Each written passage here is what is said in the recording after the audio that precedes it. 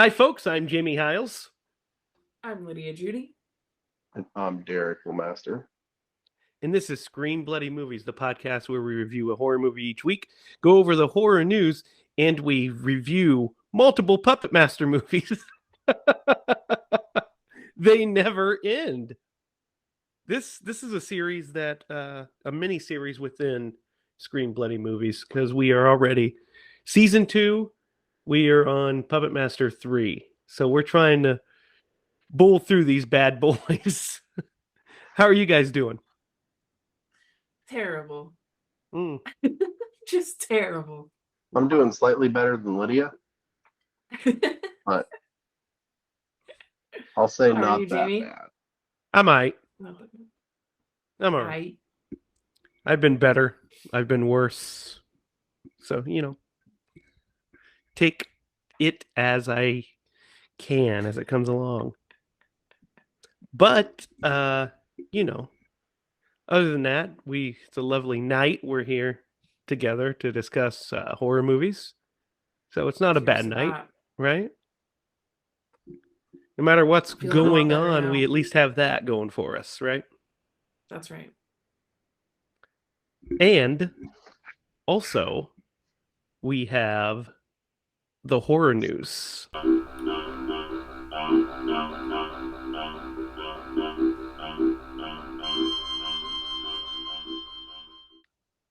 Now, guys, I actually have a metric fuck ton of horror news, kind of. I have a good amount. I mean, not like a million, but 1, 2, 3, 4, 5, 6 pieces of horror news, which is double what we had last week, I think, right? Somewhere around there. And we're going to start it off. News first. We're going to start it off. There's another mini series within Scream Bloody Movies. Update on Rob Zombie's The Munsters. Uh-oh. I knew it. So, guys, what is it? Rob Zombie's The Munsters has officially been rated PG for macabre and suggestive material, scary images, and language. That's good. Yeah, so it's good news. Horse shit. Yeah, I'm actually happy that we get a PG rated Munsters. I was worried. I was a little worried.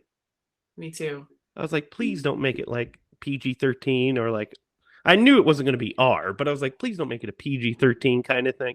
The Munsters are for kids, right? Right. So what are you guys' thoughts on this? And you, Kids and me, kids and us.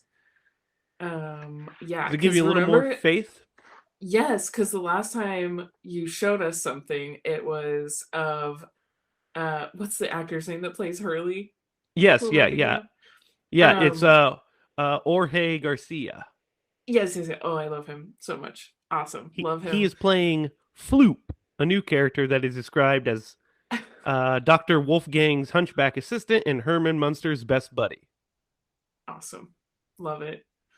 I was so scared because I saw neon lighting and I was like, that seems so out of place. And I was like, this doesn't look good. Like this, this doesn't, the neon lighting scared me to death. I was like, oh no, neon, what are you doing?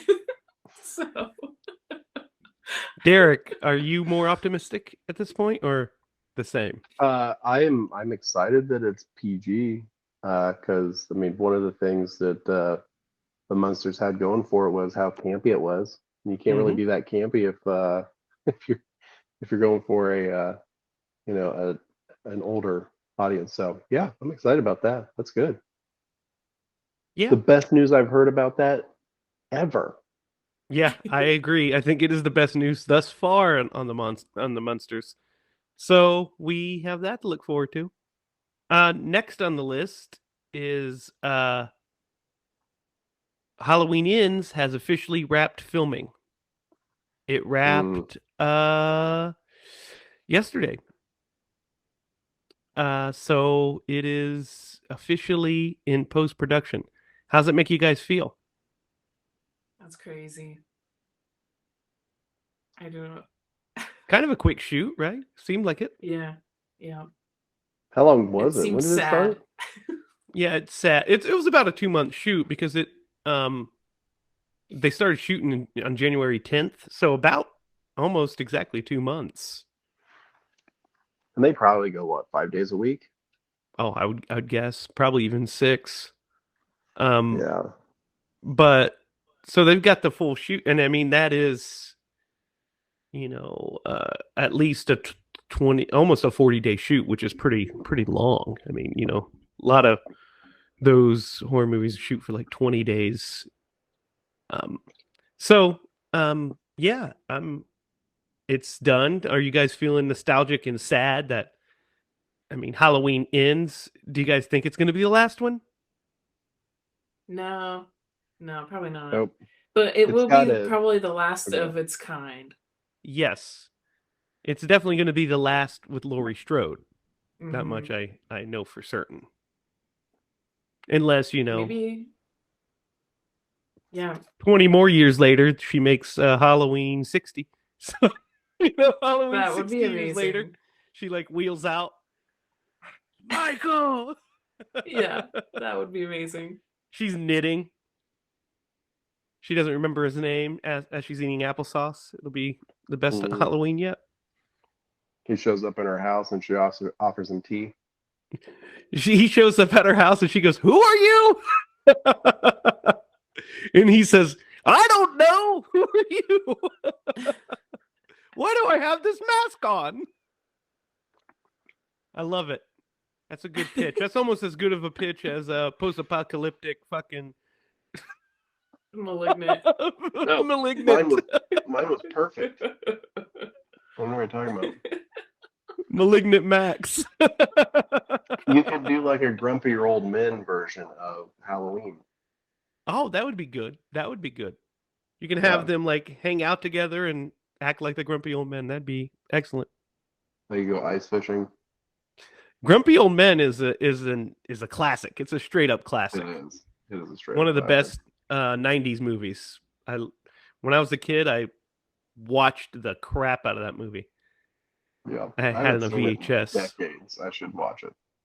Yeah, I watched it a while back. It's on HBO Max, I think. So Is it? Yep, flipped through those old bad boys. Was like, these movies are phenomenal. You know what's All really right, guys. sad?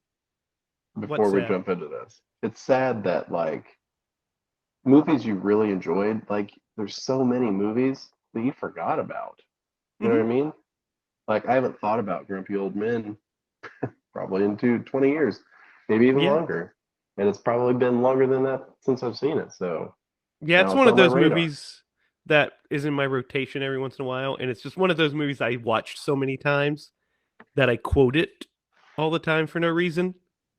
Like somebody will drive by quick, and I'll say, "Going pretty fast on that snowmobile, pretty damn fast." I definitely don't quote that movie. Oh, I take quote it back. all the time. Sometimes, man, there's a line that one of them get. If I think about it, I'll let you know. But yeah, I have quoted that movie before. The other quote I use from it is, there's a bit at the beginning when they're talking about, this guy died he crashed his car, and he's like, lucky bastard, and Jack Lemmon asks about Walter Matthau's son. He's like, oh, so how is he anyway? And he thinks he's talking about the other guy, and he goes, dead, died on impact. Hey, how is he anyway? Dead. Died on impact. Jacob. Moron. Jacob. Oh, he's fine. I quote that all the time because the way he says it.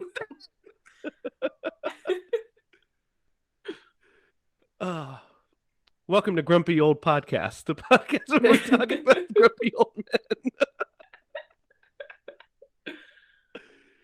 All right, guys. Next bit of horror news. This is actually really exciting. So do you remember a while back we talked about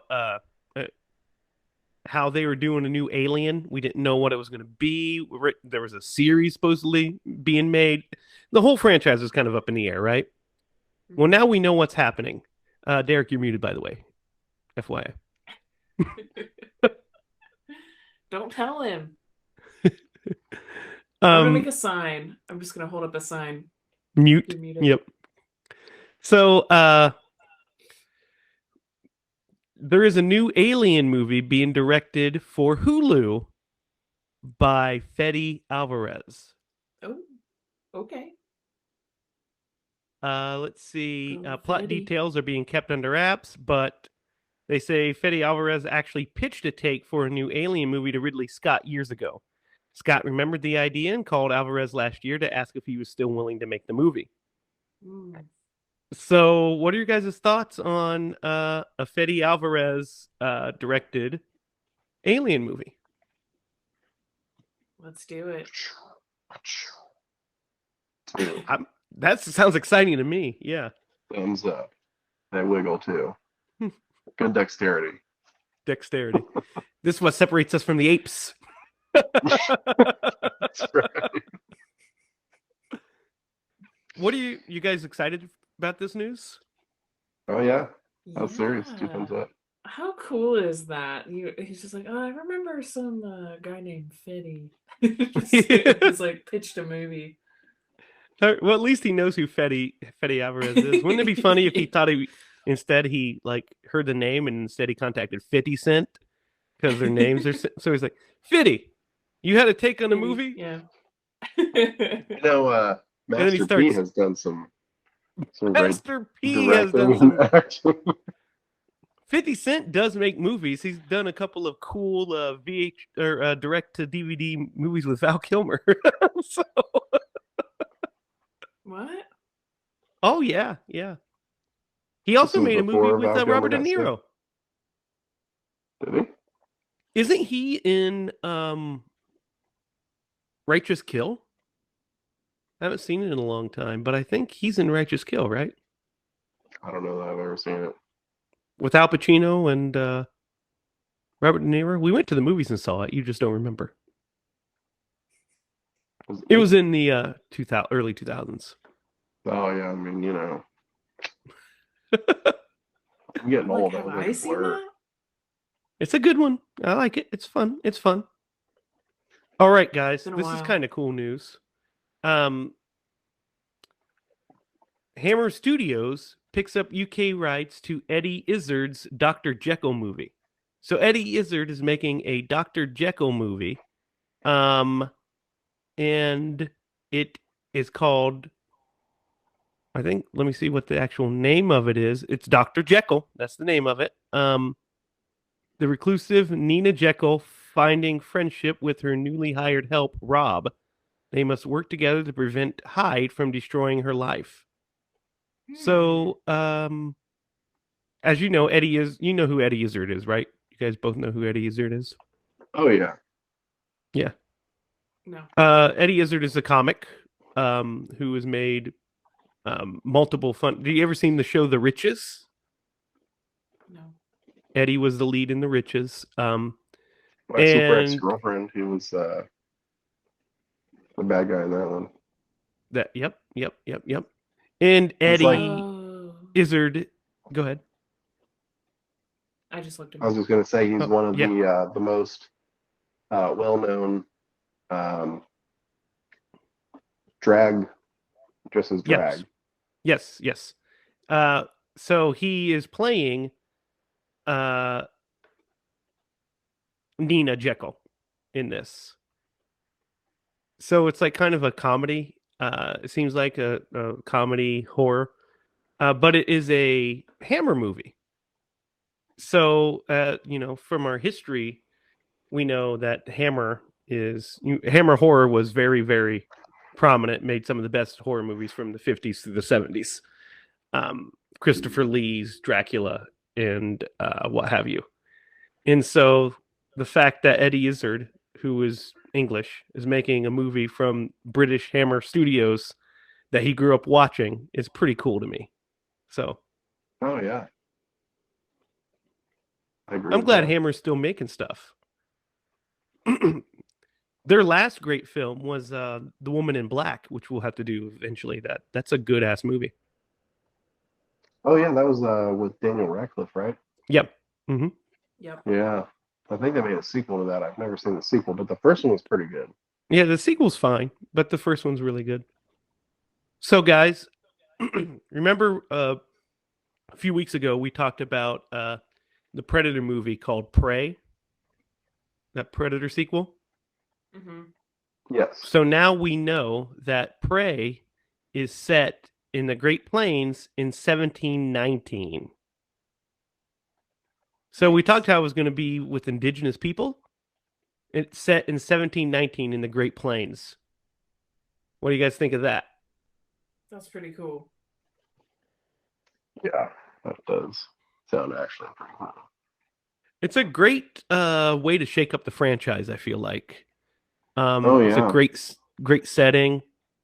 It's Kind of a callback yeah, it is. in a We way see to the second yeah, one. exactly. We see some of that woven into the second one when we see the ship and what have you. So it's going to be kind of cool to actually see that, right? Mhm. And we'll eventually have to do the Predator movies as well, because those are some banging movies. Those movies are bangers. Would you say that's horror, or would you say that's action? It's horror. It's horror sci-fi. Yeah. Horror, action, sci-fi thriller? Yes. And best of all, it's an Arnold movie. That's what we'd classify it as. Almost a JCVD an Arnold movie. It was. Yeah, it was. Van Damme was originally the Predator. But it was way different. The Predator design didn't look near as good as it ended up being. And he was like in like some kind of weird red suit. Yeah, it seemed like he just didn't quite get what they were going for. No. You can't cover up this face. Yeah, and I mean, to be fair, in JCVD's defense, he was offered Bloodsport around that same time, which was the right choice. Yeah, it's like he was right. He was, yeah. Yeah, right choice. Guys, last bit of news is really more of a reflection. We didn't talk about it last week. I missed it, but this week we are talking about it, which is Nosferatu has turned 100 years old. Oh. This is the 100th anniversary of the classic Nosferatu. Today? Well, it was actually on the 3rd of last week, was its 100th anniversary. F.W. Murnau's German expressionistic classic, one of the very first real takes on Dracula, which they couldn't call it Dracula. We almost never got to see this movie, guys. This movie was they got sued after making it. Bram Stoker's widow won the lawsuit. They ordered all prints of the film to be destroyed, but luckily one print survived, and that's the print that we used to make multiple different ones, and that's the version we are watching this day. Have either of you guys seen Nosferatu? Yes. It's like a comfort movie for me. I love it. I am sure that I've seen it, but man, I can't recall it. It's so boring for people today to watch. It's long. People can't sit through it. It's silent. It is kind of boring, but it's very important. It's very important. And just think about that. These guys made this horror movie 100 years ago, and 100 years later, we're still talking about it. How cool is that? Yeah. It's insane. Talk about impact. Yeah. Amazing. And that's horror. That's horror. Horror never dies. So. And it's like also just like so cultural. Like, I mean, growing up, I don't know how many times I saw the image used in different TV programs that I would be watching as a child. Especially SpongeBob. Yeah, especially SpongeBob. Like, we all know that. But like in like school, like educational films, it would just be like they would just flash it up there for a minute to be like, and then vampires, always and then just back see to that shot. Yeah. That shot of, and the remake in the 70s, the Klaus Kinski version was very influential to Robert Englund when he was making Nightmare on Elm Street. He modeled some of Freddy's movements off of Klaus Kinski from Nosferatu. So its influence is timeless. Also, very, very interesting. Vampires being killed by the sun in film originated in this, because in Stoker's novel, Dracula wasn't killed by the sun, he was weakened by the sun. Nosferatu is the one that made it a death sentence. So that impact has lasted this whole time as well. Oh yeah, it's crept into the lore. Mm-hmm. Mm-hmm. It now is the lore, right? I mean, so much so that when people make movies where vampires are in the sun, we make fun of them like idiots. Don't you know anything? They don't sparkle. They don't sparkle. But you know what?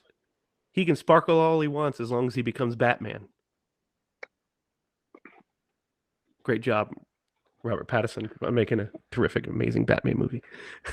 I mean, he had some help. Yeah, it was a good story and good director, and everything about it. Not taking anything away. He did a great job. Yeah, yeah.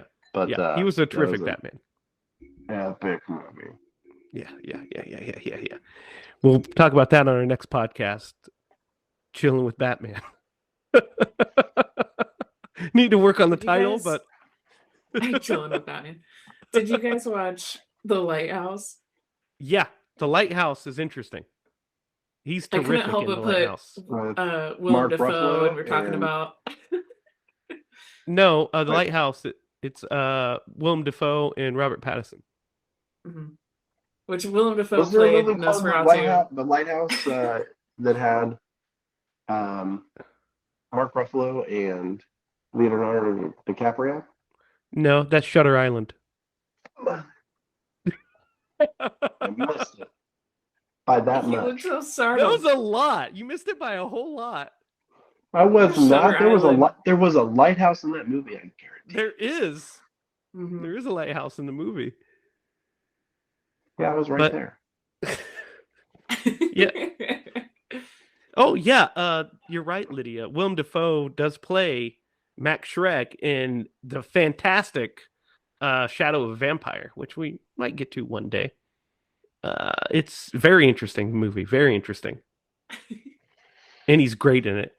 And also, John Malkovich was great in it. Good old John. So, guys, that is the last of the horror news. I thought you guys would enjoy that Nosferatu fact. Love it. So, guys, it's time to get into the third installment of the 35 of Puppet Master. Toulon's Revenge. So let's start with talking about our experiences with the movie. Lydia, is this your first time watching this? Yes. So you have no experience with it whatsoever. No experience.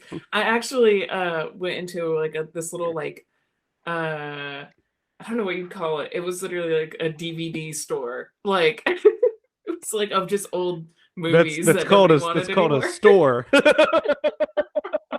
I wanted to call it like a thrift store because it was all just like old movies and stuff that were thrown away. But and I was like looking through and I'm like, I wonder if they have any Puppet Master movies. There's no way they have Puppet Master movie in here. And I found Puppet Master 3, so I picked it up for $9.99. Nice. Had to have it. So I've got a question. Was this thrift store called Goodwill? Is that what that's called? No, it wasn't Goodwill. You got it for $9.99. Yeah. Man, I'm gonna have to check. I bought this movie. This is the first time I've seen it too. Blu-ray from Best Buy for like $6, something like that. I'll have to check the receipt, but it was. I went like on a movie buying spree.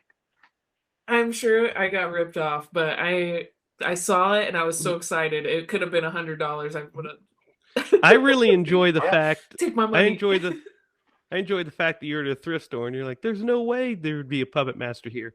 That's where they reside, is thrift stores. They didn't have any more though. It was only 3. The exact one that I needed. The exact one you needed. Derek, this is it your was a first time sign. seeing this.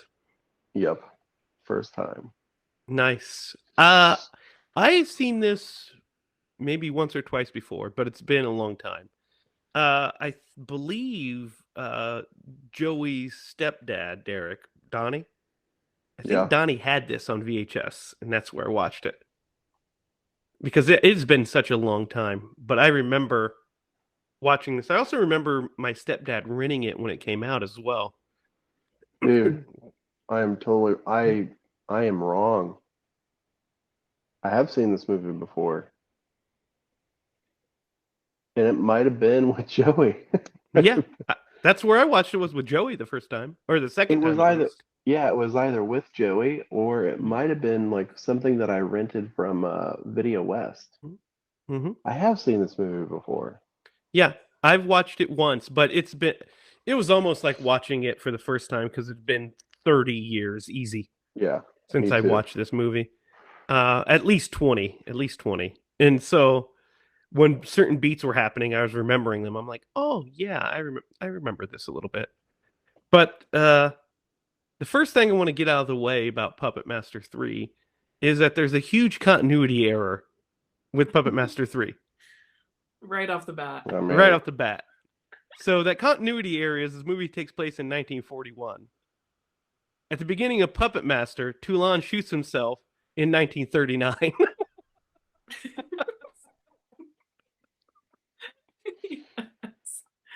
Yes. I just chose to ignore that. I'm just gonna ignore You it. have to in order for the movie to even exist. So when they start, I think in the sequels moving forward, they always show his hotel room being after 1941 instead of 1939. Because in this one, yeah, they talk about certain events that happen after 1939, and the title says 1941. So that means that the Cold War the World War II is in progress. So it's like in the middle of World War II. Actually, the Japanese were about to bomb Pearl Harbor. The year that this movie takes place. So it's in the thick of it. So that's a big continuity issue. We'll just have to get over that. But anyway, the movie proper starts. And we get the famous, excellent Puppet Master theme to start the movie. What do you guys think of the opening titles here? Love it. Classic Timeless. Puppet Master, right? I need to get a Yep. shirt, and we need to make a shirt that just says "Love it," because I feel like I just say that to every single thing. That is your catchphrase. Your catchphrase is definitely love it. Love it. Except for except for Lumberjack ahead. Man, then it's hate it. Right? Yeah. We don't talk about love it in that movie at all. It gets no Yeah, love. I love the No love. the No I love love for the Puppet Lumberjack Master Man. theme. It is still a great piece of music, I think. It's it It's makes really me good. so happy. Yeah, it's really good. So the movie opens where like we see this doctor like working on some guy and he's like all goried up. Pretty decent gore effects on him.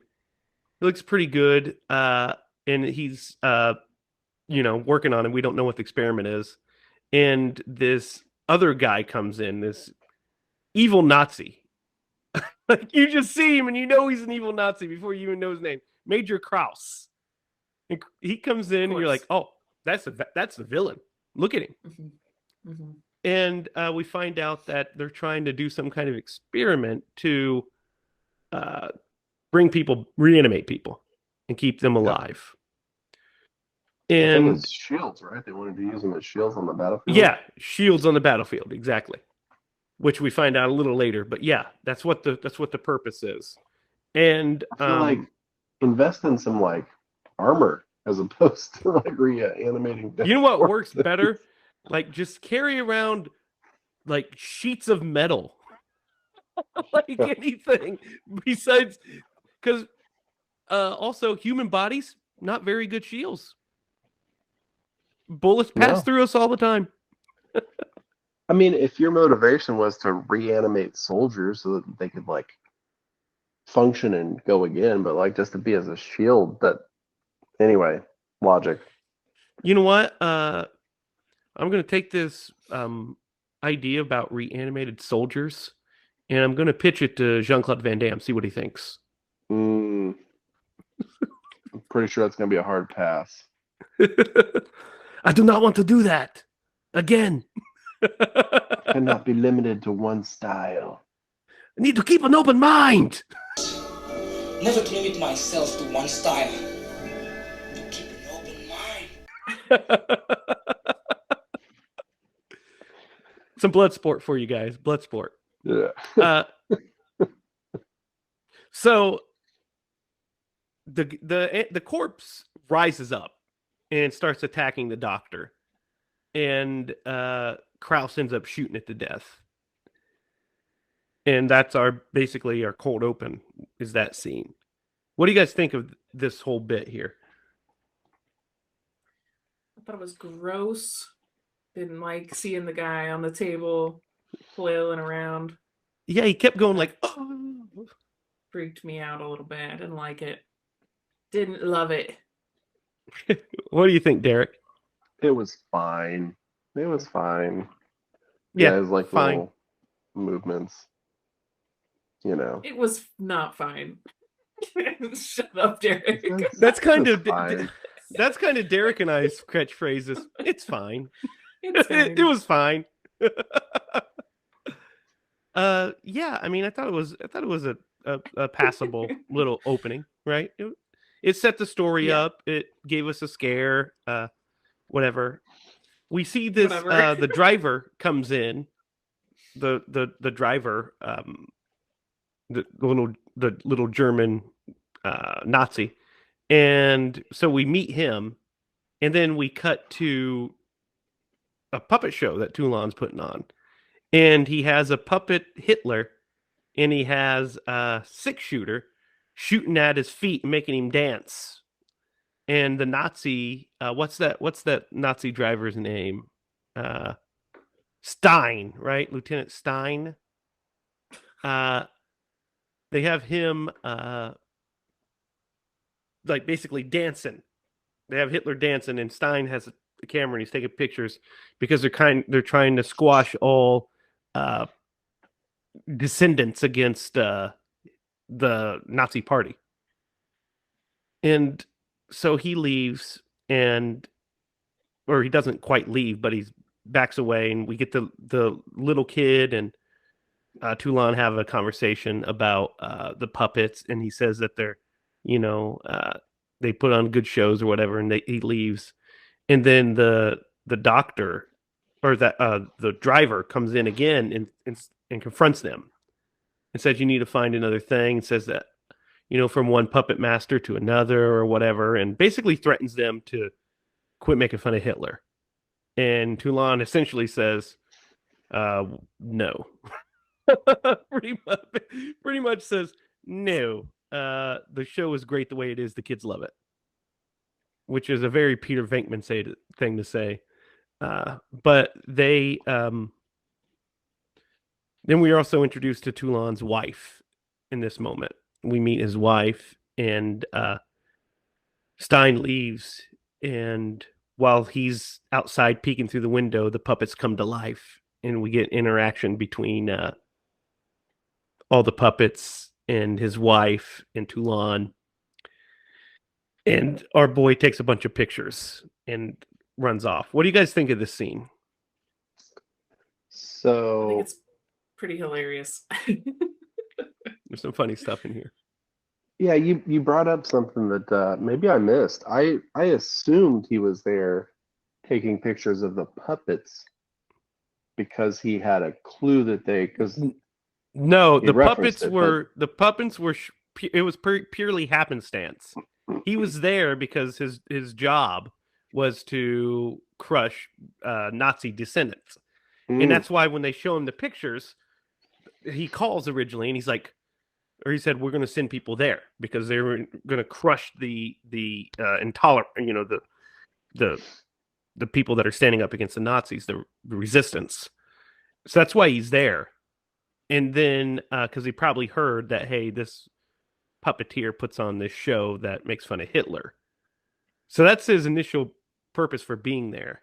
And then he happens to see that the puppets are alive.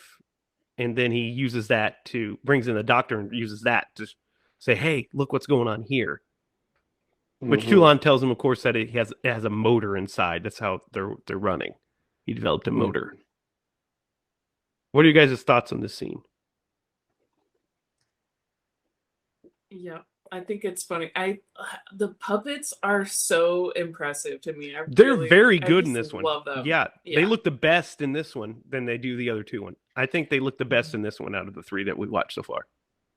I saw a behind the scenes of them shooting that scene of 6-shooter during the show. Yeah. And it was like probably like 6 or 7 people running him with like 600 feet of just cables and like all these gadgets. Like he is actually like a really cool puppet that they were controlling with their own arms and everything. Like it was, man, it's so cool.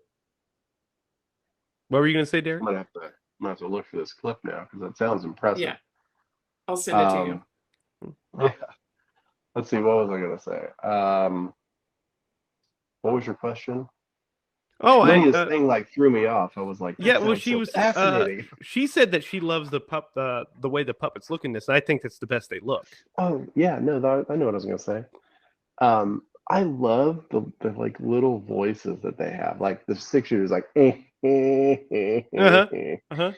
That's a good impression. I love the and little constant nuanced voices. Yeah, and it's constant like smile and yeah. That's what I love most about them. But they do look really good in this movie, and he's new. Yeah. To this one, I haven't seen him before. Yeah, 6-shooter rules. He's a great one. So yeah, I think this scene is good about establishing stuff. There's some really funny stuff in the scene that makes me laugh. One really unintentionally hilarious thing, which is when old boy falls off the crate, he's like, "Bro!" Like makes the loudest yell. It's like, you fell like a foot, man. Why are you yelling so loud? And then the fact that Toulon just kind of walks out and goes,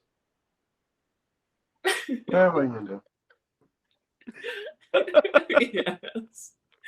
You know, it would be a hard, like, I don't want to get too into it, but just like briefly, could you imagine living in a situation where as a puppeteer and you're putting on this show that is like art, right?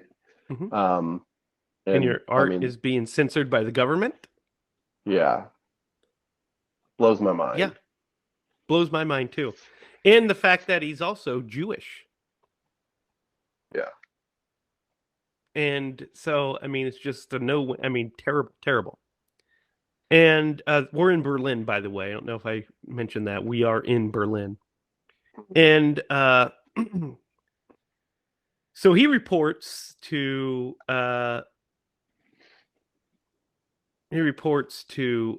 Kraus, and the Dr. Hess is the doctor's name. He reports to Kraus and Hess about this. And Hess wants to interrogate Toulon, wants to talk to him, have a conversation. Kraus wants to go and crush him because he's talking bad about the right.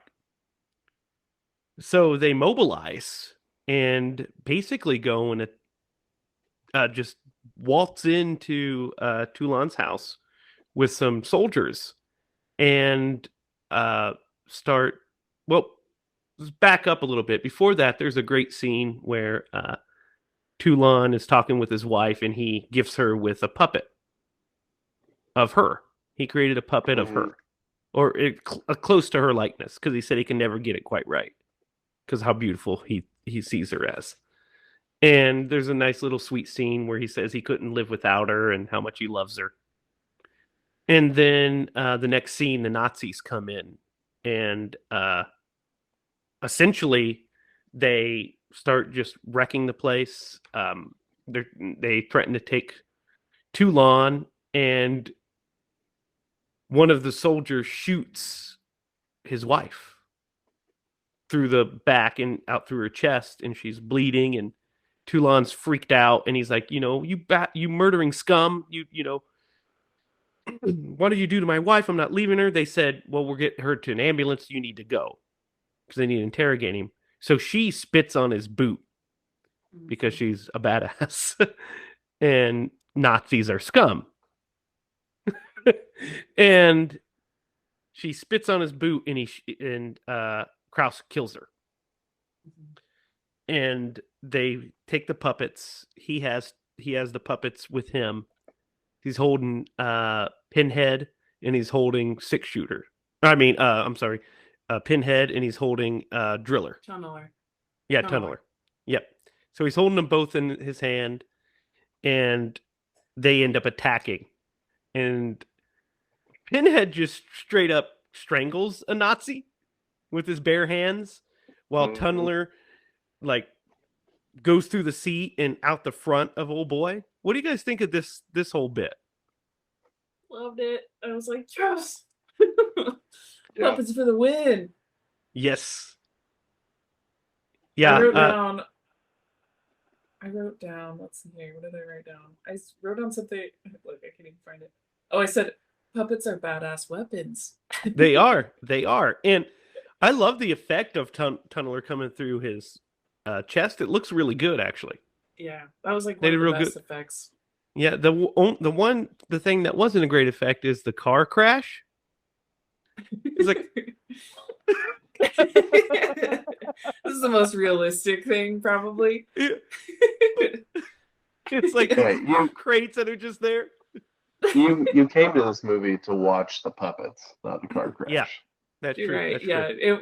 In any other movie, it would have exploded into a giant fireball. Well, we didn't need it to explode because they needed to escape, but a little more impact than. But they escaped, and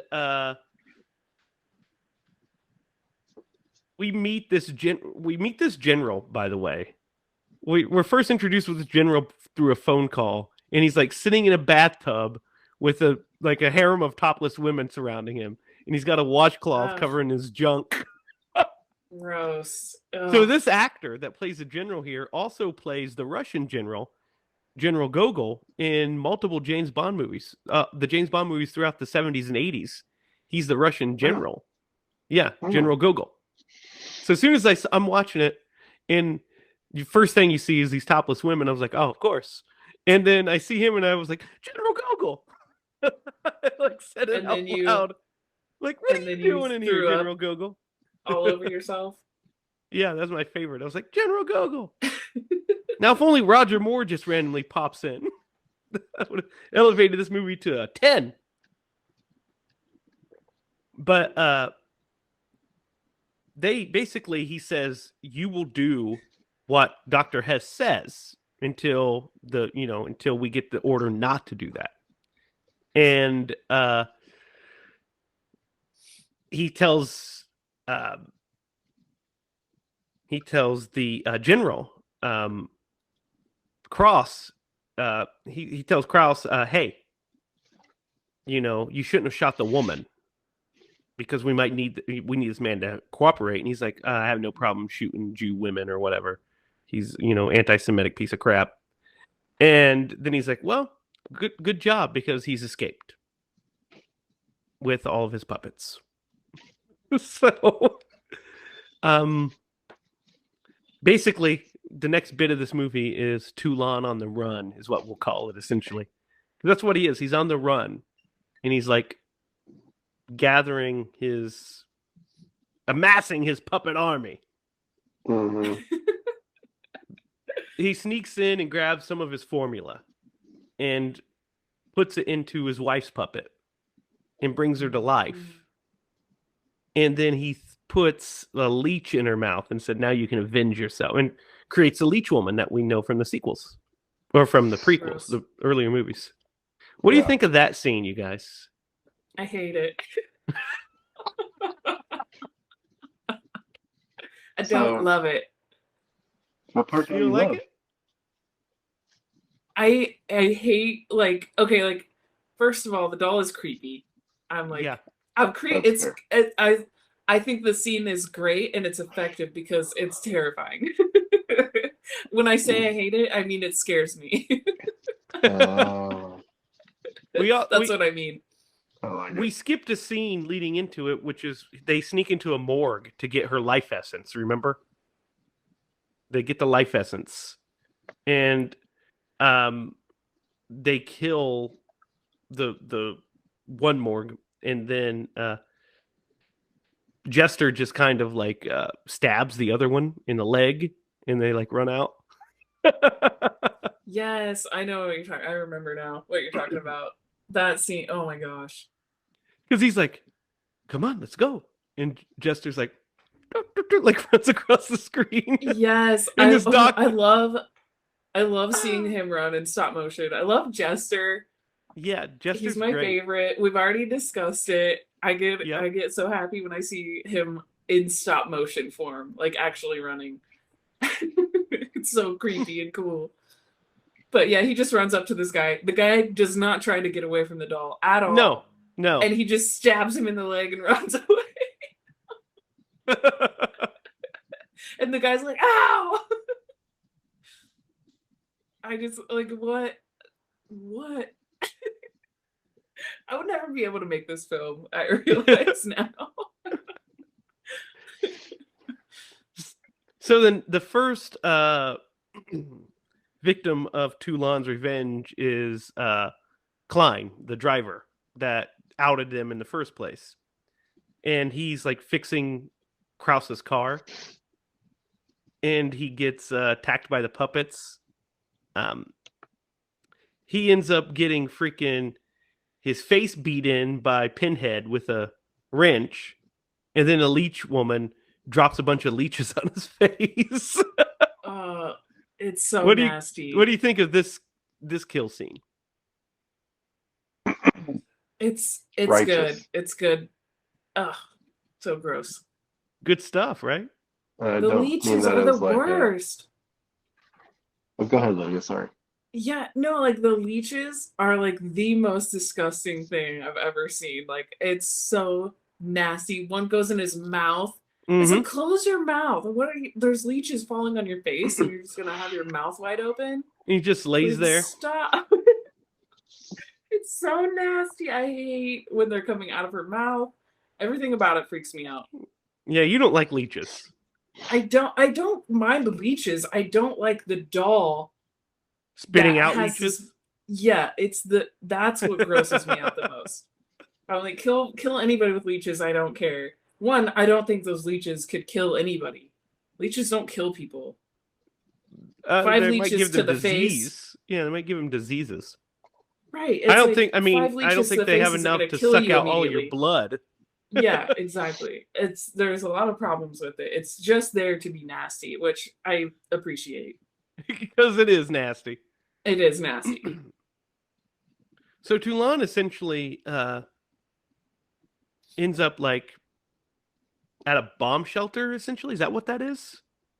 I think it was an abandoned building that he Yeah, it that's was like a did. kinda Like like a- residence. It had yeah, been like- bombed. That was like a bomb shelter now, right? Essentially, like it's just a bombed shelter, and he's like hanging out there,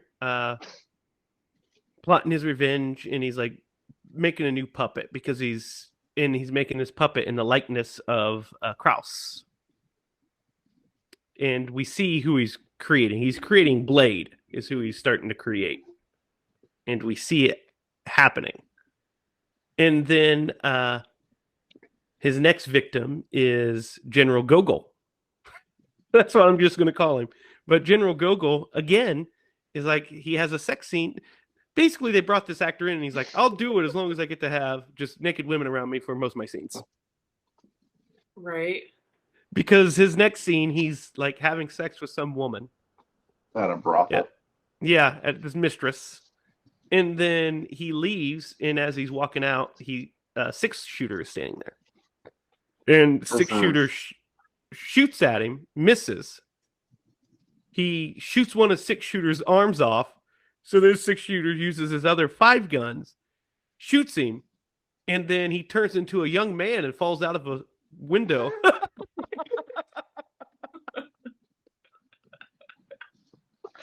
Yes, he does. This scene, kind of like there's something really distracting to me in this scene, and it is the curtain. I Just thought you were the going to floor say was below. the naked lady.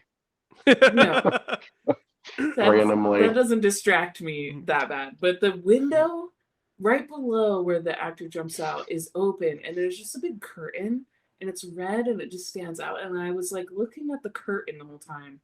I was like, "What? This curtain is bothering me." If I was the director, I'd be like, "Can we get rid of this curtain, please?" I don't like this curtain. Know. It bothers me. I'm being really nitpicky at this point. What do you think of this scene, Derek?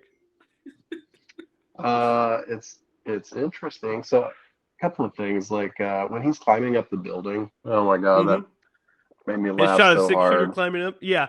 Yeah, because Yeah. I'm like, Spider, all 6 is he arms. part spider? Yeah. Yeah. Well, and with his legs, he's got He's 8 appendages.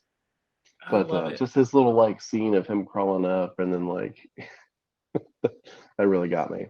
But and then how his like thing like just goes up and down. You know what I'm talking about? His little His bandana. Yeah. Yeah, that's pretty And cool. his little noises. Yeah. And there's this that because you're right, he definitely turns into a young man as he's falling out the window. Like, get the stunt guy. Yeah. When I Doesn't look watched anything it, like him. the first thing I noticed, like I was like, well, first because he gets shot and then he like turns around for continuity is why he turns around, because you would think he'd get shot and fall backwards, but for continuity, because the stuntman jumps out face first, they had him turn around, and then there's the cut to the stuntman, and I was like, they didn't even like bother dyeing that guy's hair. He has the brown hair. Well, and it's interesting that they cared about the continuity of that, because in the next scene they're investigating where he got shot and fell out the window, and the window is not broken at all. Yeah, I noticed that. I was like, is that the same window? Totally still there. And also I love when they're like, I've never seen a bullet this small. And then it's like, he's like, I wonder who he would have shot at somebody. Wonder where it is. And you could see the arm is just laying there. Yes. It's They already know the that these floor. puppets are alive. So he Look goes around. over and he's like, oh, of course. I should have known.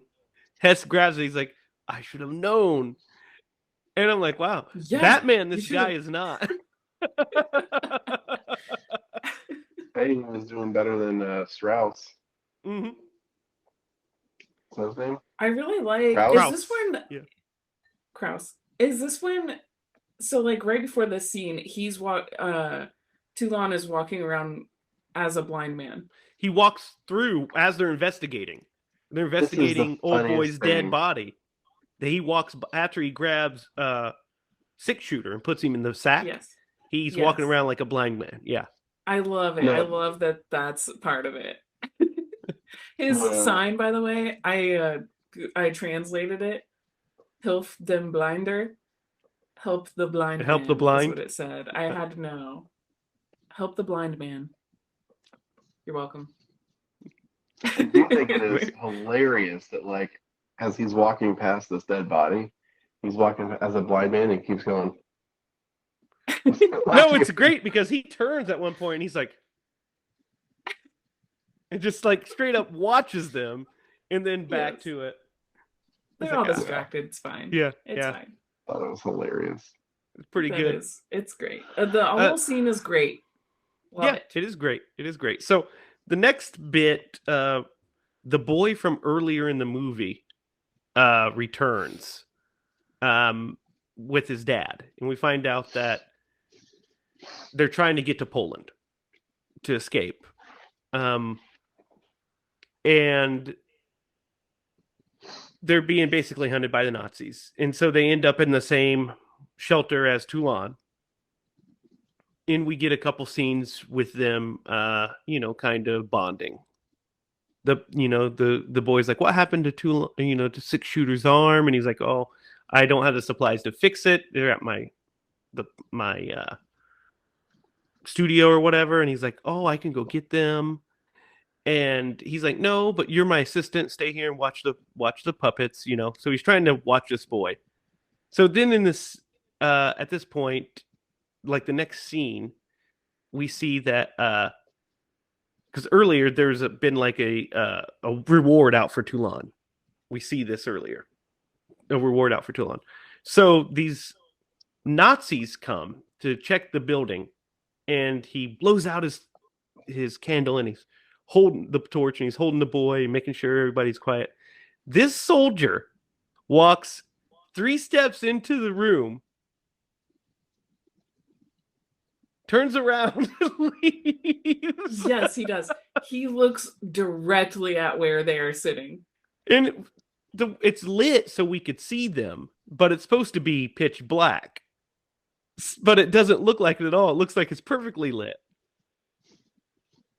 It's hilarious. Oh my gosh. I was like, wait, what? I was like, maybe he must be in a different room. But then it shows like it shows the exact same doorway later. Like the boy is like leaving, and it's like the exact same spot. Yeah. By the way, he just Continuity. walks out, and then I don't know if you guys noticed this, but Toulon's torch is legit one of those that you buy at Walmart. the tiki ones that you light so that way you keep the mosquitoes away. Oh my gosh, I didn't even notice. I didn't notice that either. You know what I think is the issue with that soldier? I bet he's nearsighted. Yeah, it has to be. It has to He's be. like, all clear in here, guys. Let's see good, anything. guys. Looks good. Yeah. Must be it. What's really funny is, so after, the soldier leaves, and he's like, okay, go to bed. Tomorrow I'll put on a puppet show for you. And he's like, walks out the same way that soldier just left. And I'm like, what if that soldier's like still out there? Like he literally, like, he's like, yeah, go on, go to bed. He just walks out in the dark. He talks to his dad, who's reading the wanted poster. And he's like, I want you to quit talking to Toulon. Stay away from Toulon and all this stuff, because we know what's going to happen. He's going to turn coat on him. He's going to turn him in. So the next day, oh boy, the young boy decides to go to Toulon's shop to get the supplies to bring back Six Shooter's arm. So while he's there, Dr. Hess goes there because he's still trying to figure out how to make this potion work. It's not working. It's, he can't get the life essence to work. So he's there, and the boy's hiding in the closet, and discovers him. And he basically tricks the boy into telling him where Toulon is by saying, I'm not going to hurt him. And I don't want you to be mad at me because you're you're his assistant and whatever. And so, you're like, this guy's a sleaze bag, whatever. And then we get to the next scene, and you find out that he's not really a sleaze bag. Yeah. Yeah. He's like, really not. He makes the Nazi soldier stay because he's being watched under lock and key, goes to where Toulon is, and has a discussion with him, and we find out the backstory. We find out the reason it's not working is because you need the life essence. And all the people that have died, or all the puppets, are past friends of Toulon, and they had the will to live. So we find out that, like, Jester was a librarian.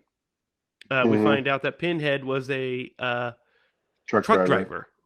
Yeah. Who was Six Shooter in the past life? I don't remember Six Shooters. I didn't. I don't remember his either. Yeah. Was he an American or something? He was like, he must have been some Maybe. kind of American, I imagine. So so then we find out that they're when he says that they're his friends, he's being serious. They are his actual friends. So that want to live, and he's like, they need to volunteer. That's what it needs to be about. They need to have the will to live. And so he says, screw the Nazis. Hess does. He's like, I don't care about the Nazis. I don't care about them at all. You need to survive because you will basically you'll help cure people. You'll make the world a better place with this. And at the same time that this is going on, Krauss has met with the boy's father, who has is ratting out Toulon to save him and his family.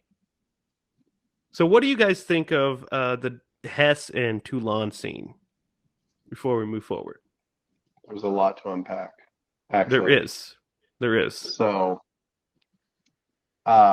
first off, the life essence part makes sense until you get to the last scene.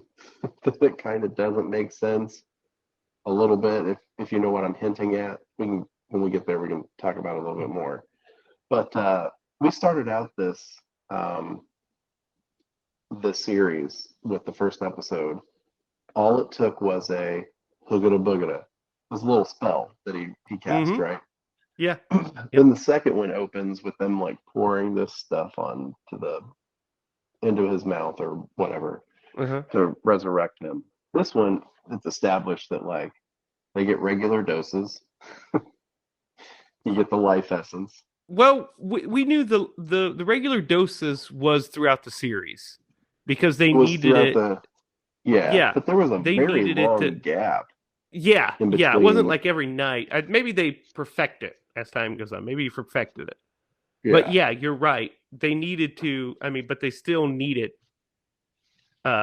because that's what the second one's all about, is getting it from people. Yeah.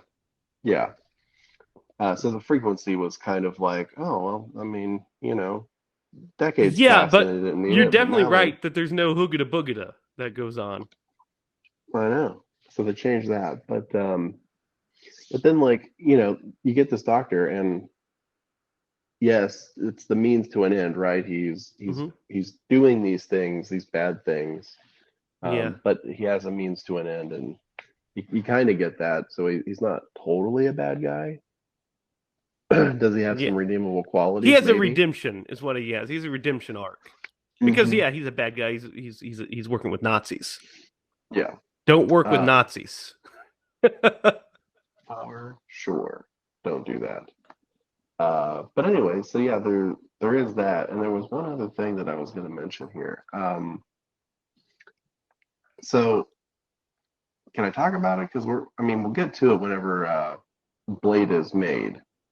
Yeah, so right? Blade, so I mean, we'll talk about it here in a second. We'll talk about it when we get to Blade. Yeah. Okay. We'll talk about it when we get to Blade. The last piece that I want to touch on is the kid's dad, right? Mm-hmm. He is left with a dilemma, right? Yeah. This one man, and he could potentially get his wife and his son and himself to a safe place. And thinking about that, I have no idea, because I'm not in that situation. I don't know what I would do. I don't know I don't know which decision I would make. It's a real Sophie's choice, except that it shouldn't be, because you don't ever trust Nazis. Now, that was his mistake. But, yeah, I don't know if I can fault him for where he ended up in that. But anyway, those are my thoughts about What do you think, Lydia? What are your thoughts on the scene? Yeah, I agree with that. I think, I don't blame him for trying to save his son or anything like that, You don't trust Nazis, obviously, but how do you think clearly in that situation? What do you think of the what do you think of the whole doctor interaction as a whole?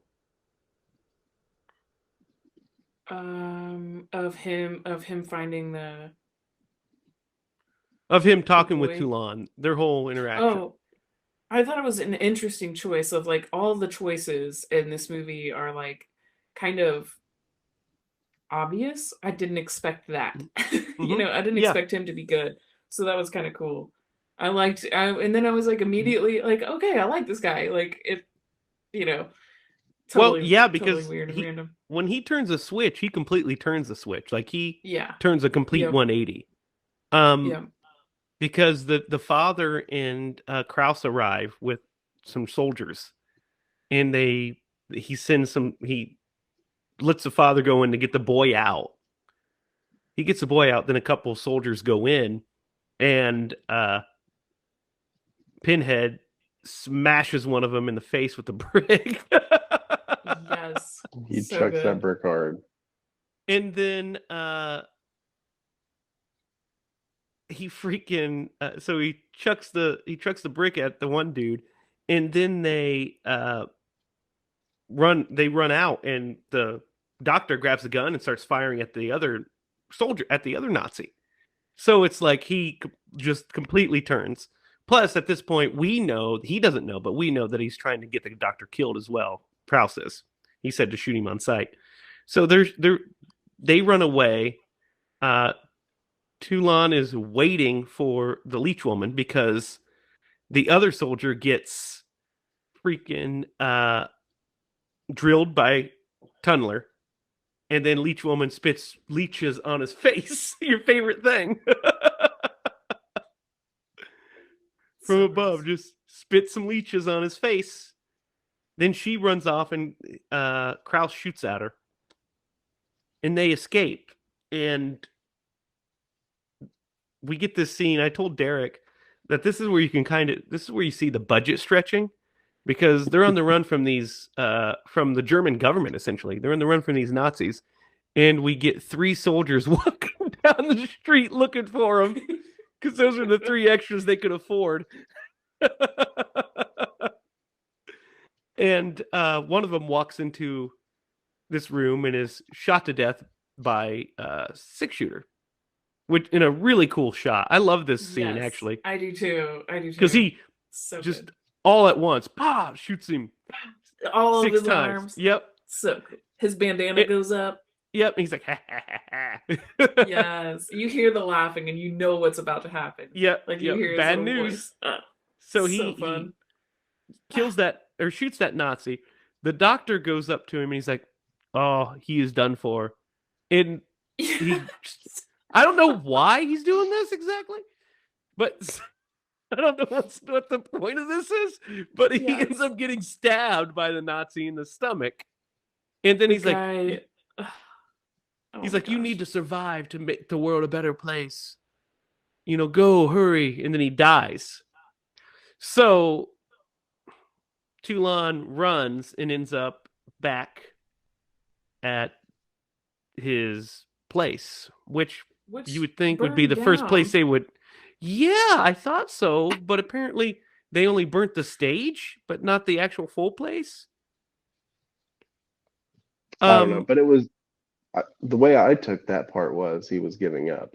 He went home, he laid down on the bench. He went home. Like, I'm at the end of my road. It is, but you'd think that'd be the first place that the Nazis would look. But they are Nazis. Not too smart.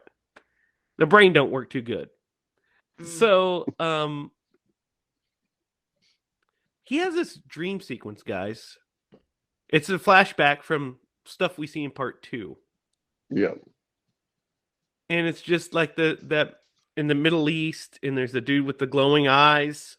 Yes. And it's literally like a 30-second scene, and then he's waking up by the leech woman. Mm-hmm. Mm-hmm. Like, what is that? It was literally just like, remember this? Yeah.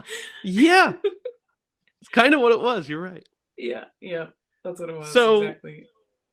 Blade is introduced in the next scene.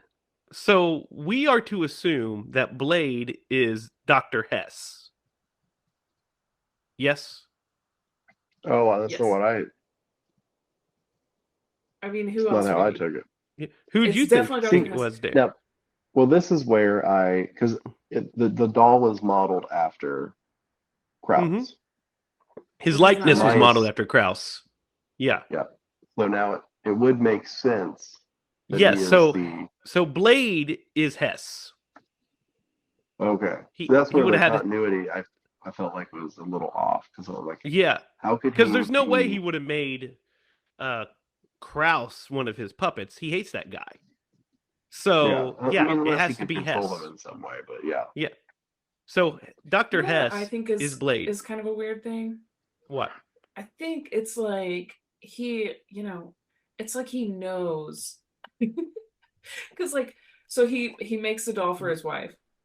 Mm-hmm. And then she dies. She knows that he takes his friends and puts them in the doll. Yeah. So she, it's kind of like if someone who did that made you a doll, you'd be like, oh shit. Yeah. Well, I mean, I think I'm gonna be putting that doll when I die. Like, what the hell? Yeah, I mean, if I die before Toulon, that's for sure. But Yeah. yes, so Hess is Blade. You're muted, Derek. You're muted. Yeah. Real quick, Lydia, because that's a really good point.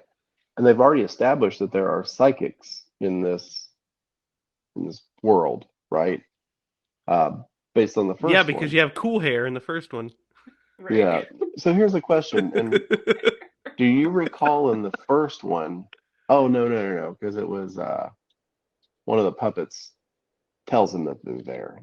He sees them come in and then he runs up and tells him. Okay. Yeah, Toulon's not psychic. He doesn't have any psychic abilities.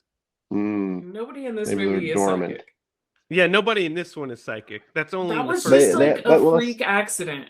That Yeah, every that's what I single was- character in all the movie is psychics. psychic. Yeah. Yeah. And at the beginning of this, that's more or less what I was alluding to. They touched on that, but then they never the next two Yeah. they've never Yeah. mentioned it again. Yeah, no. So far, I think no. yeah, Probably I think they never. were just like It's they're probably like, just well, that. freaking after cool hair escaped the thing, and the lady just decided to be a puppet master, and then I guess die in between movies. I don't know what happens to her. And then Toulon is a villain, but now he's not a villain because he wasn't a villain in the first movie either. So here we are. Here we are with this movie. Yeah. I didn't even think about that he's like not a villain and then a villain, and now we're seeing him not as a villain. Yeah, But and he's through a most really of the series, caring, he's not a nice villain. guy. Through most of Yeah, the villain, just in the most second of the one. series, he's an escaped Jew running from Nazis. So that is the opposite of a villain, you know.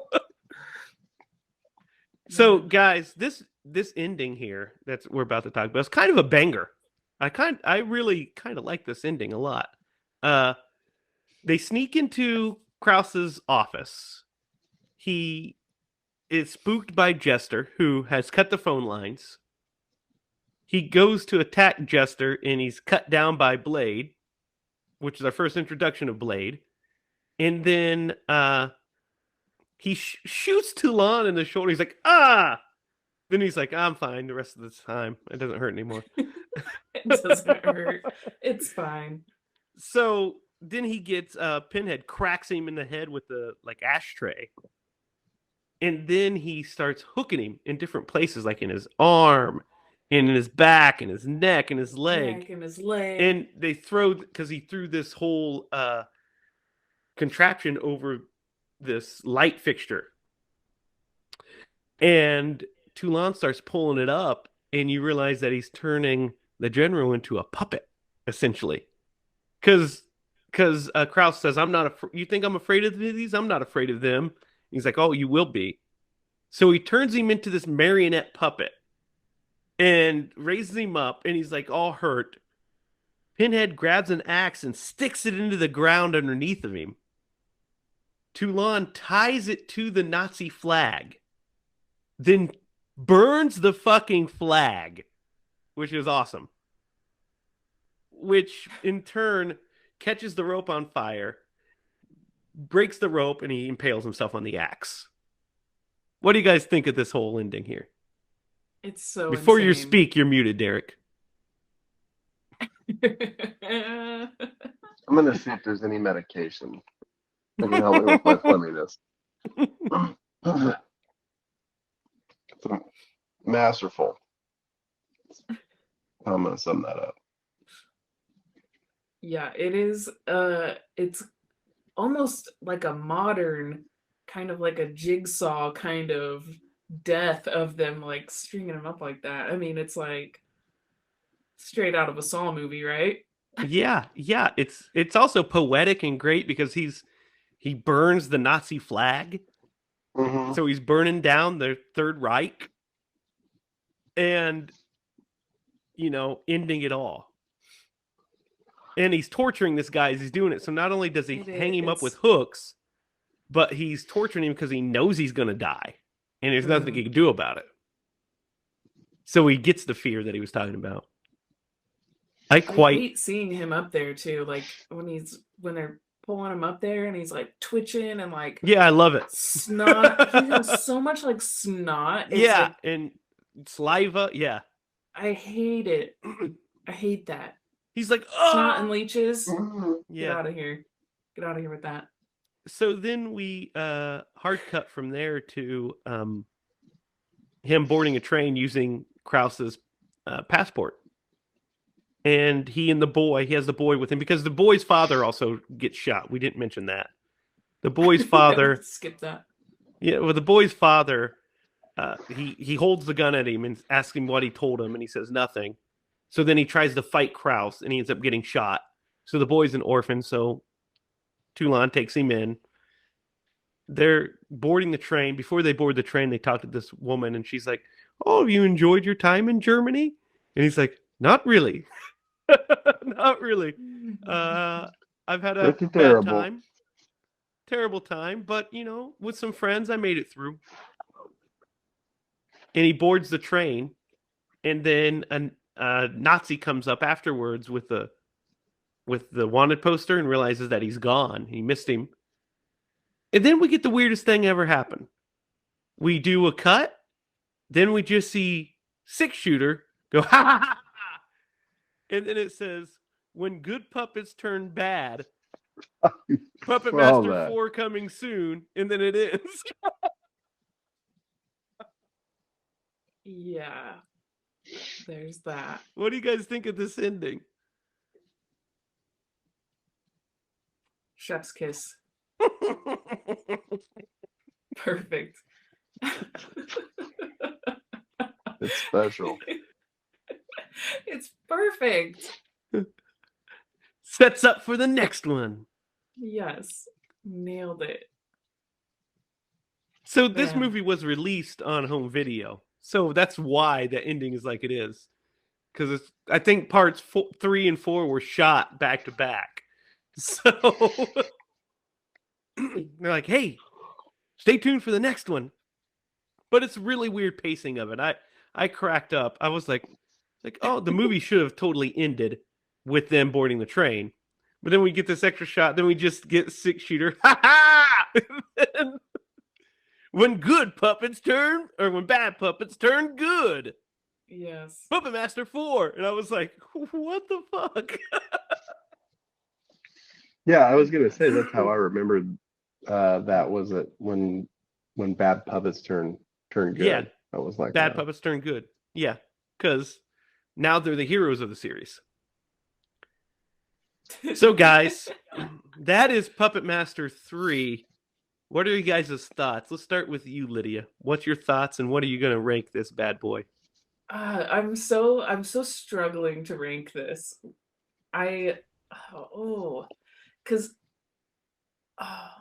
I really liked Puppet Master 2, and I don't know which one I like more because I like them both a lot. Well, before we even get into the rankings, let's talk about some of the stuff in this movie real fast then, because I think the acting in this movie is strong. It is. I think it's really the strongest. So I think it's the best acting sure. of the whole series so far. Yeah. Yes. I think the guy that plays Toulon, Guy Rolfe, is excellent. Amazing in this movie, and Richard Lynch as Krause, also awesome. Shout out to Richard Lynch in one of my favorite movies of all time, Werewolf. Yeah. Yep. He is in Werewolf. Yep. Or, as some like to call it, Warwolf. Werewolf. That sounds like something I would say, but who said this? It's like, you just gotta see it. You gotta see it to know. Let's see. The actress in the movie Werewolf can't pronounce the movie werewolf. Werewolf. Yeah, can't pronounce the name Werewolf. Some Mystery Science Theater for you guys. Yes. Warwolf. There's a werewolf here. But yeah, I think My the favorite. acting in this is really strong and solid. I think it's the best acting in the series so far. So, what do you think, Lydia? What are your thoughts on it? Oh, so many thoughts. I don't know where to start. I'm like panicking. Do you want me to go to Derek, then come back to you? Yes, go to Derek. Derek, what are your thoughts on this movie? And what would you rank El Puppet Mastero 3? That really rolled off the tongue. Rolled right off the tongue. So I'm totally on board with you guys. The acting in this movie was way better than expected and kind of surprising. Way better than it had any right to be, really. Yeah. That's exactly what I was going to say was, yeah, it didn't have, especially like the storyline was interesting. A lot of it, it built on the mythology. I loved the part where they gave the backstory for the puppets. Like that was really awesome. There were some parts that were a little confusing.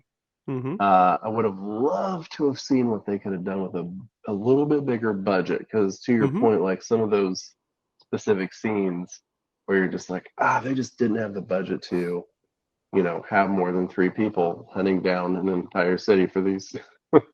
Well, yeah, I mean, fugitives. You feel it in that shot where you see them on the street, and you also feel it when they go into the bomb shelter, because they like go in one at a time, and there's like only 2 of them that go in. Yeah. But yeah, the kills are pretty good. The puppets look amazing. Let's see. Music's good. Anything else? Yeah, the music is solid. I mean, it's solid really across the series. Like that's a classic. I might download that just so I can play it in the background while I'm working. It's so good. I'm plotting my revenge on somebody. I don't know. But hopefully Nazis. This is my, yeah, and it's interesting that they played on that. I mean, they set it up in the first one because the very first scene in the first movie were Nazis going to the hotel, and then before they could get to him, he shot himself. So they set that up and they really paid it off here.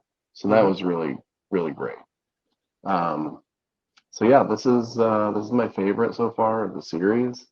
I think I gave the last one a 5, a 4. I gave the last one a 5.5. So I'm gonna give this one a solid 7. Because the acting took this to that next level. They really did a great job with the main actors that they chose. Lydia.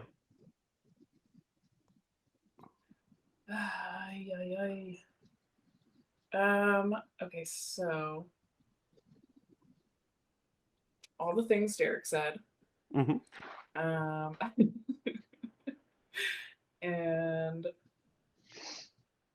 I think I'm gonna have to give this movie a 7 too, because I'm looking back at my notes from Puppet Master 2, and that movie was so ridiculous. It is, yeah.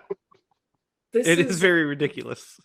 This is way more watchable as a full movie, even though I love that one so much because of how silly it is and how stupid it is. But this one actually, for some reason, makes more sense. And it is way better acted, so that's helpful. So yeah, I'm going to give this one a 7. as well. So I didn't have high hopes going into this one. I mean, I remembered it a little bit, but like I said, it was almost like watching it for the first time. I didn't remember that this was the one. I didn't remember because I didn't look it up or anything when we knew we were watching Puppet Master 3. I was just like, okay. So when I started it, I was like, oh, this is the one that takes place in Nazi Germany. I remember liking this one a little more. So I didn't have high expectations for it. I expected to rip it apart once we started filming, because I was like, oh, I'm going to be like, this movie, blah, blah. And I started watching. I was like, you know what? It actually looks pretty good. I think it's well shot. And the HD transfer they gave it is beautiful. It looks really, really nice. It looks the best of all three that we've watched so far. Not only the transfer, but the way it's shot. So I think it's the best directed. I don't think it's scary per se. I don't really think any of them been scary. Maybe the first one had the most scares in it, but it also had the most boring parts of it. I think the first one's the worst of these so far. This one has way more gore. This one has way better special effects, way better makeup effects, way better gore. It has way better acting. I think the direction is way more solid. The production design is better. I mean, they can't help they have the budget that they have.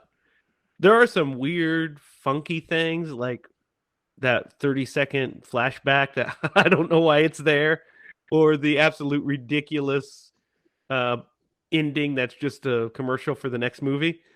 But other than that, yeah, I'm with you. I'm going to give this a 7 too. I had a good time with this. Way better time than I thought I was going to have. And so all of our 7s aren't equal, obviously. Like if we gave Halloween, if we gave Halloween a 10, that's the top. But like if we give a movie like this a 7, it's not necessarily the same scale as if we were to give The Fog a 7. The Fog is absolutely a way better movie. But the fun I had watching this, I think it's the best of the Puppet Master series so far. Don't you guys agree? Yeah. I agree. They all have something so special that are all completely different. So it's hard to rate them as a series because they're so different from each other. They are. Have the same characters and the same, I don't know, it's crazy. Now, I think the next one, I'm not sure, but I think the next one is terrible. Okay. Thanks for preparing us for that. Once we get to that one, there's one that I remember watching. I think it's the next one where it takes place in the 90s and it's horrendous. I know Retro Puppet Master sucks. I know that one sucks. I have seen that one. Yeah, this one is, I think this is the one I remembered. It's not terrible, but it's also not the best. So this isn't the one I was thinking of. But it is, this is one of them that I was thinking of. I watched it on the Sci-Fi Channel one night, and I was like, this is terrible. But we'll give it a chance. Maybe I like it more when I rewatch it. But once we get to Retro, that's gonna be rough, man. Yeah. Retro Puppet Master is gonna be rough. Yep. But that was Puppet Master. Guys, I'm glad you picked this one, Lydia. I actually had fun with it. Thought it was a pretty good one. Thanks, guys. But the quality is about to take a massive drop, isn't it, Derek? So what movie are we doing next week? What are you talking about, man? We're classic. This is a classic movie. We're going to watch the original, the one and only Leprechaun. That's right. Day. Come on. The Jennifer Aniston starring, Warwick Davis starring classic Leprechaun. Mm-hmm. I'm interested to watch this. It's been a while since I watched it. I remember a little preview. I remember being a kid and seeing the trailers for this movie and wanting to watch it so bad. I was like, oh, it looks so cool. Because there's that shot of him like doing the magic when he's like tries to do the magic at the thing. That was part of the trailer, and I was like, oh, it looks so scary, so cool. And then I watched it, and I liked it when I was a kid. I liked all of them. I rented each one, and then when it got to the space one, that's when I had to tap out because I watched it and I was like, I ended up watching this rest of them later, but I remember vividly renting part 4, the space one, and watching it and being like, oh, this is terrible. This is a trash heap of shit. I But feel next like any week- time that you take the franchise into space, Not really and it good, didn't except originate Jason. there, Jason is not bad. Jason in space is pretty good. It's pretty it's fun. entertaining. Yeah, it's definitely I'll say entertaining. that. Definitely entertaining. We'll get to So that. next week, get that luck of the Irish because we're gonna be watching everyone's favorite Leprechaun Boy. Do you guys have anything else to Leprechaun add Boy. before we get into old Leppy?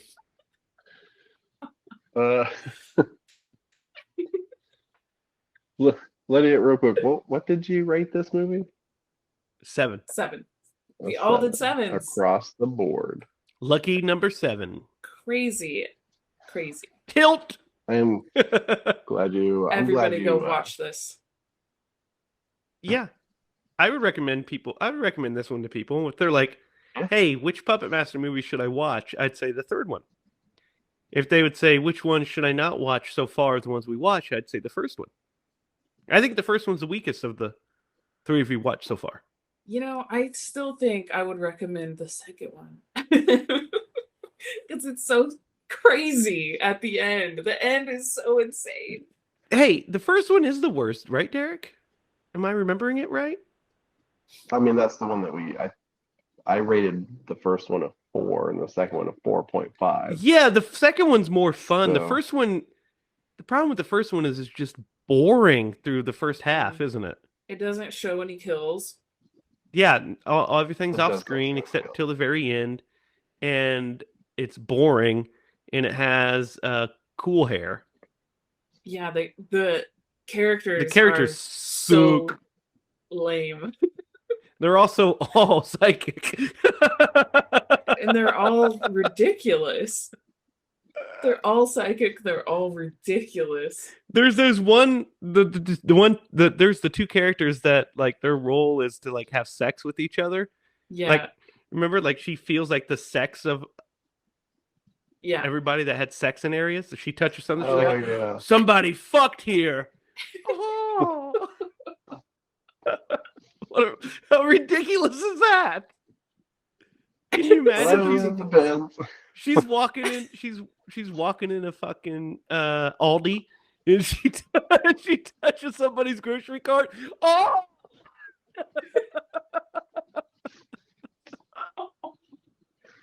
So stupid. She's like, yeah, I'm not. They can keep my quarter. I'm gonna take this cart with me. Dude, I just think back to a scene in Clerks where they referenced them having like sex on the thing because she got mayonnaise. Yeah. Could you imagine if you had that power and somebody like slid you a burger and you grab the wrapper? Yeah, it's like you're like I'm good. so you're Grab my like money John back. you're like John Smith from the Dead Zone, except it's only about fucking. So...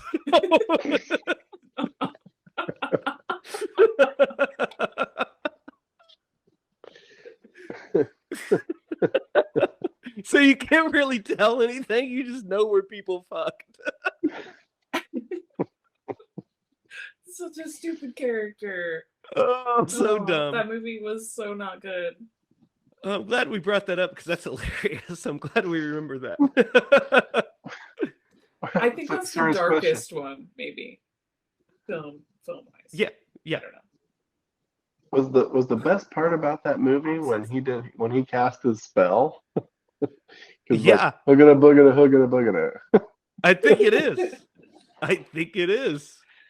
I'm gonna have to put that Man, right that's here. such so a everybody weird remembers. movie. I think the best part is when the dog comes back to life. Yeah. Or no, that that's is- is that the first one? Yeah, that's the first one. that movie is weird. You're right. Like, because there's that weird bit where like the brother It's, doesn't like. Isn't there a brother that? No, that's the second one. The second one's with the remember brother. the Mhm. dream sequence in the first movie? Yeah, the dream sequence where he just keeps like seeing it. Yeah, It's so confusing. it's so stupid. Yeah. Should we just watch that again right now? No, I mean I don't think so. We're Derek, still you have talking all of about them, it. right? So we can watch all of them. I got all the leprechaun. Oh, okay, good. Good. I'm glad your priorities were in check. The other one was out of stock. I Oh, went on okay. like a movie buying binge and bought like a whole bunch of movies. Most of them were Anyway, terrible quality. that's not complete. I mean, I would say half. But anyway, you brought up a really funny point about the second one. When her brother dies, and they're just like, "Well, we'll just put him in the refrigerator We'll just put him in the refrigerator. Yeah. instead of calling the cops." Oh my gosh, there's so many things wrong with that movie. So I'm thinking about that scene, and I'm also thinking about the scene where he's all Claude Rainsed up, and he's like Yes. talking to. He's like, "Well, hello there," you know, and he's Yes. like sizing up the guy that her love interest. He's like, "You shouldn't be going with him into town." Oh my gosh, and he keeps like, oh my gosh, he keeps Yeah, trying it's to a dance weird with her movie. and stuff. So, guys, that is our Puppet Master 3 review and our recast of Puppet Master 1 and 2. Yes. You guys have anything else to add before we sign off?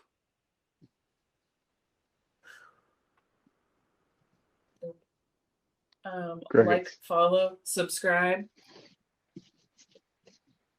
You know, the Yep. stuff. The stuff. Like, Comment, follow, subscribe, please. comment, ring the bell. Comment. Don't Spin ring the that bell, wheel. Just comment. Spin the wheel. Go buy some flowers for your mom, and Oh, then That would that's be a good nice thing to idea. do. Would be a nice then thing to do. share our episode. Then say hi to your mom for me. Yeah, Show go buy your some mom flowers this for your mom and give them episode. to him. Tell him Derek says hi.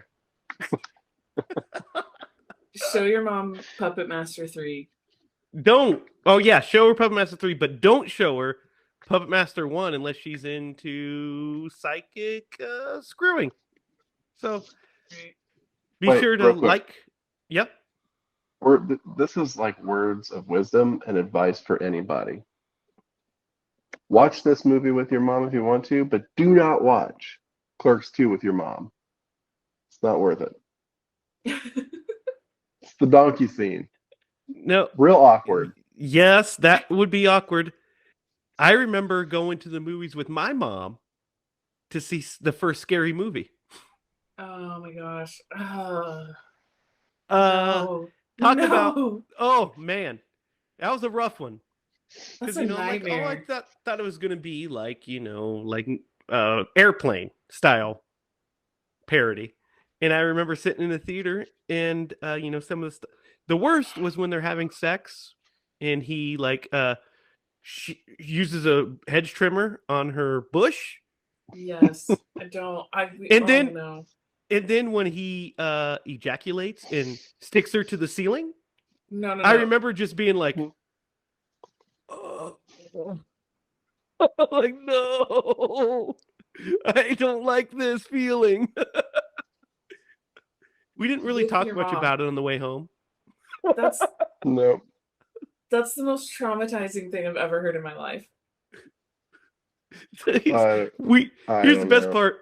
We lived in Peru, so we drove to Kokomo to see it, and then we had to drive the whole way home. Oh no. How old were you? You're the Well, that movie came out in well, let's see what time. When did that movie come out? I don't want to know. I changed my mind. Don't tell me how old you were. I have to Doesn't tell matter. you. It's terrible. I have to tell you when it came out. Now, because now I've got to know. Scary let's say around movie. what 2000? Yeah, that's what I'm thinking. because it was after Jesus criminy. It was after Scream. The Scream came out in what, 96? July 7th, 2000 is when it came out. So in 2000, I would be 16. No. Right? No. 86? No. I was 14. I was 14. Derek, in I don't know 2000. how you're going to top this embarrassing story. That's more embarrassing than any of Derek's embarrassing stories. Oh, Well, I mean, I don't know got about over that. it. Oh, You know how don't wanna Derek- I don't know about that. I mean, Derek did Okay, try to never dance. mind, never mind. A girl did ask Derek to dance, and then he ran off. So That's mild compared to watching Scary Movie with your mom at 16, I think, personally. that was I don't it was know. 14. It was even worse. 14. Oh, Yeah. No. Nathan Pierce was at my house, and we watched Clerks 2 while my mom was like sitting in the chair, No. and he like kept looking at me when I'm like, The donkey Oh. scene. yeah, yeah, Sexy He Kelly definitely or felt Kinky awkward. Kelly and her sexy stud. stud. Yeah. Yeah. That's Kinky Kelly, and I'm the stud. Hey. Ooh, cake. That's a disturbing scene. I miss my So, dog. guys, be sure to like, share, subscribe. You can follow Lydia on Twitter at Lydia is Spooky. You can follow Derek on Twitter at DDogLeemaster. Follow me at Twitter at Racket. You can follow us online at Hyla Productions, Facebook at Hyla Productions. You can follow us on Instagram at Scream Bloody Movies. We'll have some news next week regarding the movie Secret Admirer. So that's exciting. It's almost done. Been working hard on it. Just comment, like, share, subscribe. Anything else, guys? And send us your embarrassing stories, and we'll read them anonymously. Yeah, for everyone to hear. we won't call you out. We won't say who you are. We'll just Unless you read want some to of be these. called out. Unless you want to, yeah. Unless you're a sadist, that's fine. We'll totally. This idiot. Hey, So, maybe one day I will tell the story about my brother and Brown underwear. the brown underwear. No. I All we changed my need mind. is one comment. All we need is one comment saying you want to hear the brown underwear story, and Derek will tell it the following week. I promise That's you. true. That is true. As No, the but no. editor of this show, it will be in there. I promise you. So, if nothing else, for Lydia Judy and Derek Lemaster, I am Jamie Hiles. And remember, folks, if you're going to scream bloody movies. Good night.